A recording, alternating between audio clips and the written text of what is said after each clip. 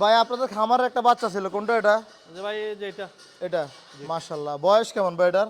এটার বয়সটা তখন কি একটা আমার মিস্টেকও ছিল, আগের ভিডিওতে বলছিলাম মনে হয় 16 মাস।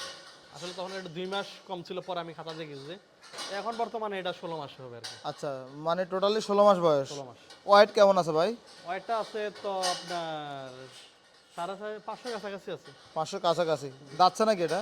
না এখনো দাঁত হয় নাই তো। তাহলে কি এই বছর চিন্তা ভাবনা আছে এটার? না এটা এই বছর আসবে না, মনে হয় না আসবে। আচ্ছা কারণ বয়সে তো হয় না, দাঁততে হয় না। ভাই, এই যে গরুগুলোকে শীতে ভালো রাখার জন্য আপনারা কি কি ট্রিটমেন্টগুলো দিচ্ছেন ভাই?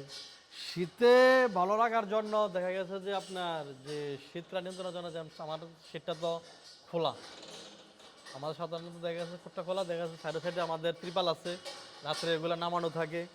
আর পাশাপাশি হচ্ছে ওরে দেখা গেছে যে আমরা চেষ্টা করি যে এই সপ্তাহে 2-1 বার অন্তত ওই যে জিঙ্ক ডে একটু খাওয়ানোর জন্য। এটা কি পানির সাথে দিয়ে দেন নাকি? এটা খাবার সাথে দিয়ে দিই। খাবার সাথে দিয়ে গেলে দেখা যাচ্ছে যে ওর ভিতরে একটু হালকা ইয়ে থাকে, আর পশমগুলোও একটু ইয়ে থাকে আর কি, ভালো থাকে। আর তাহলে শীতে গরু ভালো থাকে। শীতে ভালো থাকে। আর শীতে তো সাধারণত গরু আপনি যাতেই দেখা যাচ্ছে খাবার দিবেন, গ্রোথ না তো আপনার তো আসবে না। না টাক্সারটা ধরে রাখাটা আপনার কষ্ট হয়ে যায় অনেক সময়, গ্রোথনেসটা খুব কম আসে। ভাই, এটার মাকে এখন আবার কি বীজ দিছিলেন? হ্যাঁ এটার মাকে বীজ দিছি, বাচ্চাও দিছে।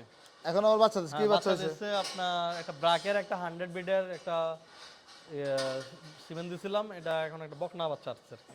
মাশাআল্লাহ মাশাআল্লাহ।